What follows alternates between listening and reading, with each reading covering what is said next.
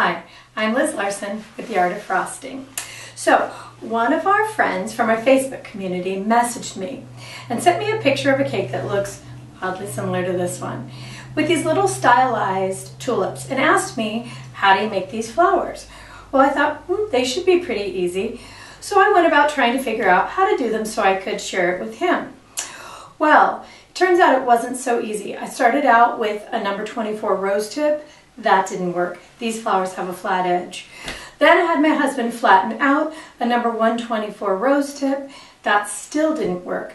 So I did the next logical thing. I called my mom. Turns out she took one look and said, you know what, I think that's a mom tip. And she was 100% right. So the moral of the story is when all else fails, call your mom. I really want to show you guys how to do this little flower, so let's get started. I'm starting out with 2 6-inch rounds that I have torted, which means I've cut them in each in half, so I have 4 layers. If you want to learn how to tort a cake, I have a video called How to Tort a Cake. I'll link it. So the reason I'm telling you that is that I want a little more height on this cake without having to add another full layer of cake. So I've got 4 layers, got quite a bit of height. Now lots of times when you bake you get a little bit of a dome, and luckily in this case I did. And so I'm treating it like another layer of cake. I've actually put a layer of icing here like I would for filling, and I'm going to put the dome back on because we need a little bit of an arch, we need a little bit of a dome. And you can see that I just put a really light crumb ice on here because this cake is going to have a lot of icing for the decoration, and it's all going to be completely covered. And there you can see I've got a nice dome. I want to begin by making sure I have a real established line here. I did put my dome on and it covered my line a little bit, but I just want it up here to the top of the cake so that my stems all reach about the same spot. Now, we need to make stems all the way around the cake, and they need to be slightly different colors. Some are a little yellow, some are darker green, some are pastel green. So, surprise, surprise, we are going to use our color striping technique. So, I'm going to take yellow, stripe it right up the side of the bag, and I'm going to be pretty liberal with that, quite a bit of yellow. And then I'm going to take just a touch of green, not too much, and I'm going to wipe it exactly up the opposite side.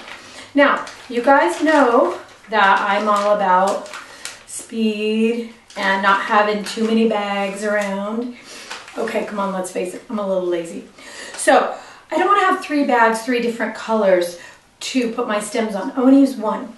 So I've got a slightly pale green base, and I'm going to add that to my color striped bag. And what that's going to allow me to do is have those different colored stems, but not have to have 3 different bags. So we're going to have to be strategic about how we place them. You always want to squeeze your bag out until you start to see the striping come out. There you go. I'm using a number 7 writing or figure piping tip.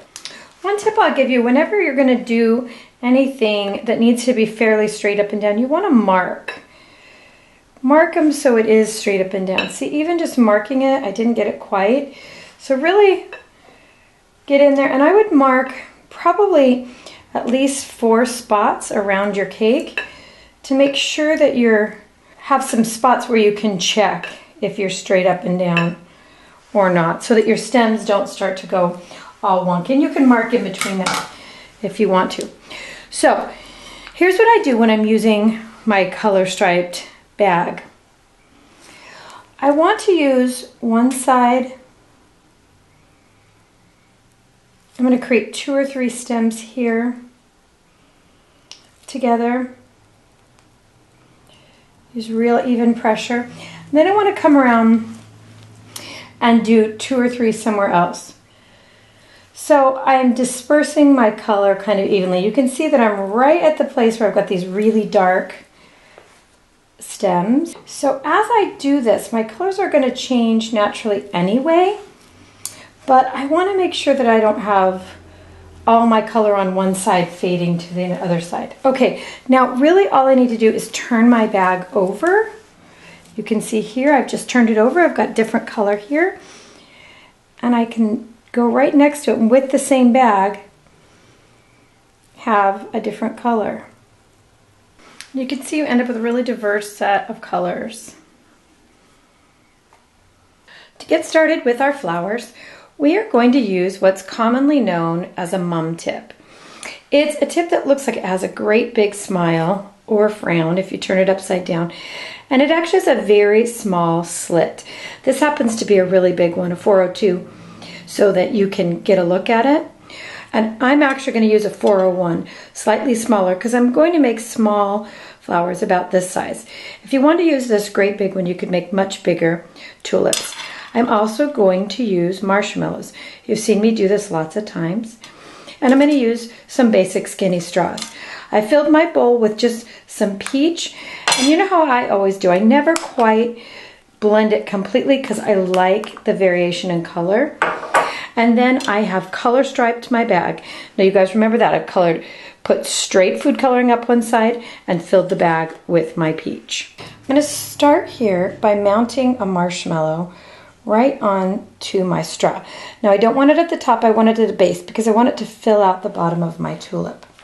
I'm going to take my tulip tip, well in this case it's a mum tip, and I want to angle it here at the base. Now notice that I've got the frowny side down. Not the smiley side up, but frowny side down. I want to start here at the base, squeeze and pull straight up and release. Now, the flick of the wrist here is going to be super important. And also between petals, you need to wipe off the end of your tip so that it's clean. Really important on this one. Overlap just slightly, pull straight up quickly and release. So I'm flicking the bag outward. Pull up and release. See how it flicks? That's how you're going to get that spiky look at the top. Now that's the basic petal. We need to cover our tip, and in some cases I'm going to take this and pull it around just like we do on our rose tip. So you can see I'm just turning my straw and just covering the end like the end of a rose tip, just to cover it. Now we want to pull up from here, and I want to pull across my top. Pull up again and across the top.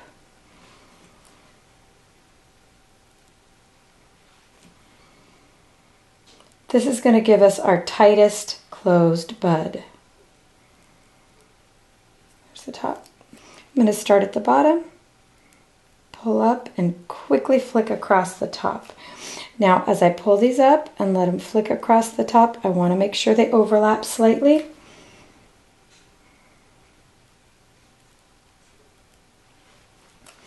I want to get just a little bit of a spiral going here.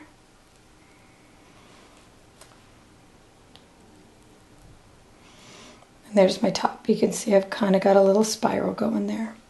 The next flower is going to be just a little more open. And this one I'm going to start here and come up and make it really short because I'm going to make 2 layers of petals here. So just bring it up. And probably just 4 here in the center. And I want to come back around and I want to overlap where these lines are here. So, and you want to notice that I'm really moving quickly when I'm pulling these petals up. Any slowdown is going to give you a buckle. See, there you have more of a double layer. Now, sometimes this around the bottom isn't quite so pretty, so just take your finger, run around the bottom, and that'll smooth that out. So another way you can do it is kind of start higher up and pull those centers up. This will allow you to get a little taller center, a little taller flower. Good. And then just come in and pull up behind it. Now it's really important to get that tip wiped, and it means it slows you down just a little bit, but it really is worth it.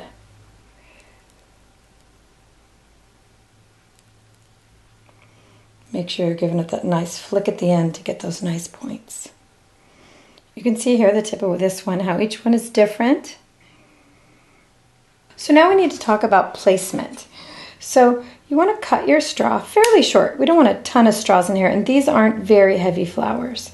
So what I did was I placed my first 4 around the edges at equal distance. And the angle is straight in this way so that they'll pop straight out. The next thing I did is placed my first 3 on top. And there's a method to my madness. I want to make sure that my flowers around the outside edges are equal distant outward so I don't end up with a lopsided cake. So after I have the top 3, I'm going to start placing. You can see a 4th here.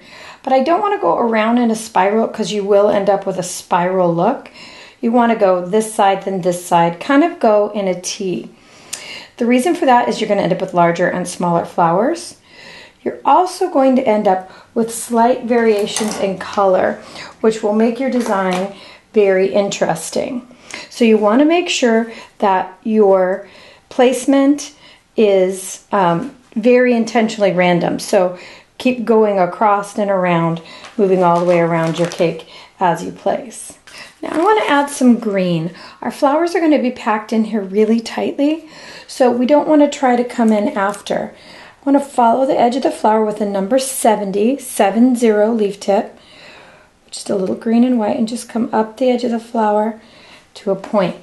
We kind of want to follow that same wrist flick that we were doing before, pull up and flip. Finding that if I spin just a little bit, I'm getting even a tighter, maybe more of a bud that's just unfurling. So you want to play with the angle of your tip quite a bit.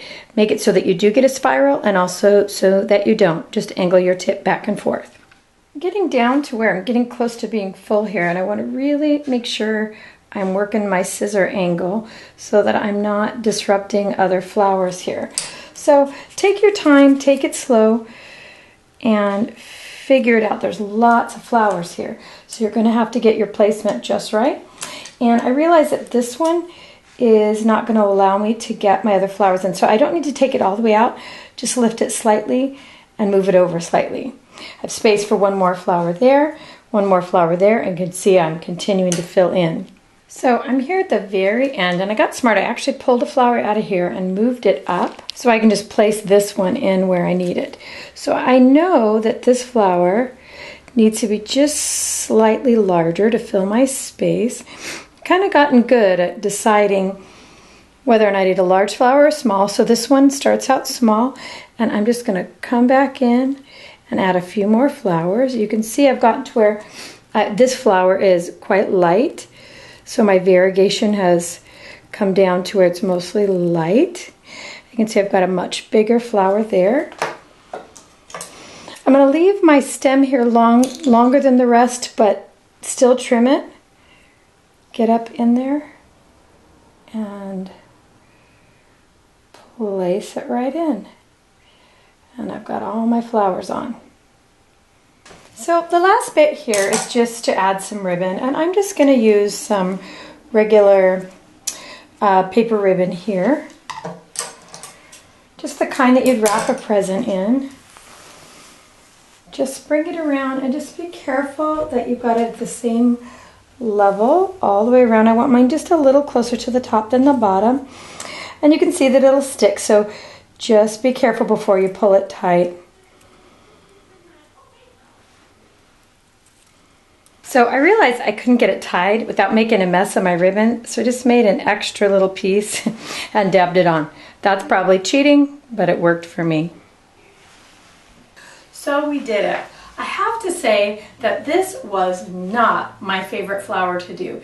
It was a real challenge. When I was working on trying to make this flower, at some point my husband said, "Why don't you just do a different flower?" And I said, "I can't. I gotta conquer this. I gotta win." So I think I came pretty close. All in all, I like the technique. I like the use of the mum tip, and I think I'll work on it a little more and be able to do a few more things with it. I found that the variegation really helped make it look more like a tulip, and I think that it'll be fun to play with smaller and larger versions of that mum tip. So can't wait to see what you guys do with this. Remember, you can find me at The Art of Frosting on Facebook, where I'm sharing your work and mine, some Malia's. It's a lot of fun there. You can find me at www.theartoffrosting.blogspot.com, where there's more. And don't forget to subscribe. It's always free. Thanks for watching. You guys are fabulous. See you soon.